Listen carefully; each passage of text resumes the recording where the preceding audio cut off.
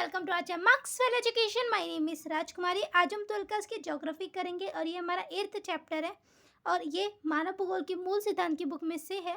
आप इस चैनल को अगर अभी तक सब्सक्राइब नहीं किए हैं तो आप इस चैनल को सब्सक्राइब करके बेल आइकन पर क्लिक कर दीजिए ताकि आने वाली वीडियो की नोटिफिकेशन आपको मिल सके और आप उसे अच्छे से देख और समझ सके। तो इस चैप्टर का नाम है परिवहन और संचार और इसमें हमारा आज का टॉपिक है सबसे पहले परिवहन यानी ट्रांसपोर्ट। ट्रांसपोर्ट कहते किसे हैं?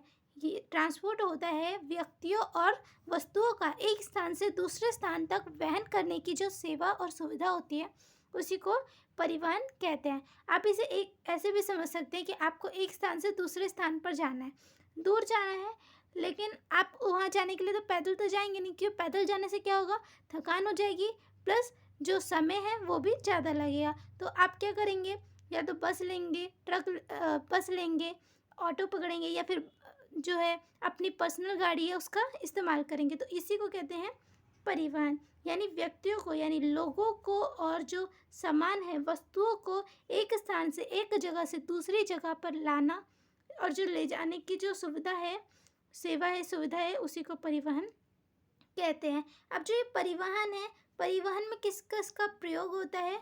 तो परिवहन में मनुष्यों का, पशुओं का और गाड़ियों का प्रयोग किया जाता है। आई होप आपको ये समझ आया हो। अब हम बात करते हैं परिवहन के साधन के बारे में। तो साधन क्या कौन कौन से हैं कि जो परिवहन है वो चलते कहाँ कहाँ पर है? तो वो स्थल पर चलते हैं यानी स्थल परिवहन, जल पर चलते हैं तो जल परिवहन और वायु पे चलते हैं तो वायु परिवहन। इसी तरीके से हम बात करते हैं स्थल के बारे में। तो स्थल पर कौन कौन से हैं? सड़क, रेलवे और पाइपलाइन। आई होप आपको ये समझ आया। अब हम बात करते हैं परिवहन जाल क्या होता है। तो ये एग्ज़ाम में बहुत बार पूछ लिया जाता है कि परिवहन जाल क्या होता है। तो इसको आप इस तरीके से समझ सकते हैं कि आप किसी स्थान पर रह रहे हैं, जैसे कि आप ए स्थान पर रह रहे हैं और आपको बी स्थान पर जाना है। तो हो सकता है कि बी स्थान बहुत दूर हो, तो उसके लिए हो सकता है कि आपको आगे चलने पर बस लेनी पड़े और फिर बस के द्वारा हो सकता है कि आपको जो है वो रेल भी मिल जाए, आपको रेल का भी यूज़ करना हो सकता है कि पड़ सके। तो इसमें क्या है कि आप बस जो रेल है यानी बस के द्वारा जो सड़क मार्ग है और रेल के द्वारा जो रेल मार्ग है, आप इन दोनों का यूज़ कर रहे हैं। तो इस मार्ग में क्या आपको मिल रहा है? सड़क जो मार्ग है वो भी मिल जा रहा है और रेल मार्ग है वो भी आपस में जुड़ जा रहे हैं, यानी एक स्थान से दूसरे स्थान पर आपको कई जो मार्ग जो हैं वो आपस में जुड़ जा रहे हैं। इनसे क्या हो रहा है? इन्हीं को कहते हैं परिवहन जाल कहते हैं।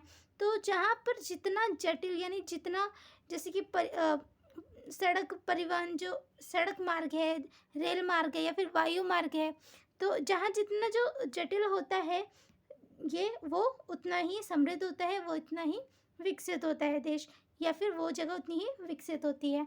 जैसे कि शहरों में आप देख सकते हैं कि नगरों में क्या होता है, थोड़ी सी दूरी पर निकले बस स्टॉप मिल गया, उससे आगे निकले तो आपको कहीं रेल पकड़ना है वो मिल गया, मेट्रो मिल गई।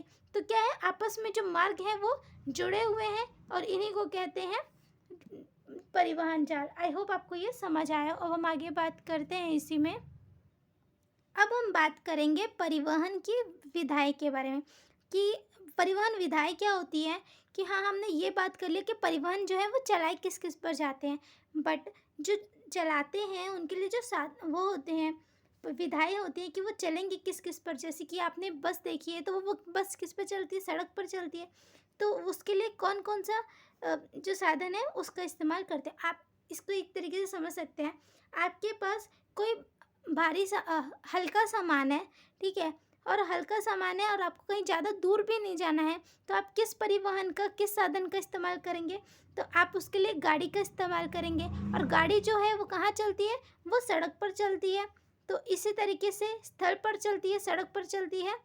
तो आप किसका इस्तेमाल कर सकते हैं? स्थल का इस्तेमाल कर सकते हैं, ठीक है। इसी तरीके से आपके पास कोई सामान है लेकिन वो एक देश से किसी दूसरे देश में भेजना है और वो भारी भी है, तो उस स्थिति में कौन सा परिवहन का इस्तेमाल किया जाता है?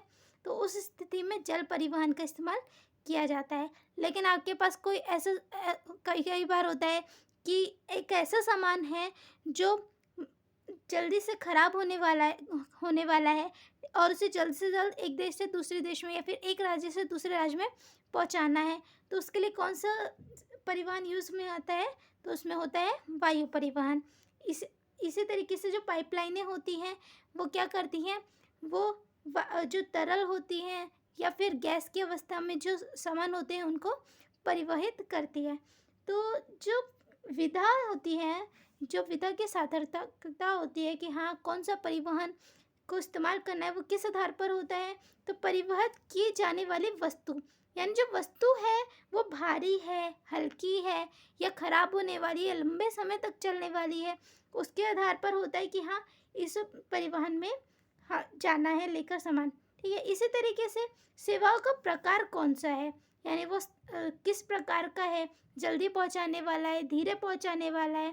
ठीक है, इसी तरीके से परिवहन में जो लागत है, ठीक है, हमें ये पता चल गया है कि परिवहन में जो वस्तु है वो किस प्रकार की है, सेवा है वो भी किस प्रकार की है, लेकिन जो पैसे हैं परिवहन में वो कितने लगेंगे। जैसे कि आप जानते हैं वायुयान से जो हेलीकॉप्टर वगैरह है उनमें जो लागत होती है वो अधिक होती है, उनमें जब ट्रैवलिंग करनी होती है तो उसमें जो होता है वो महंगा होता है।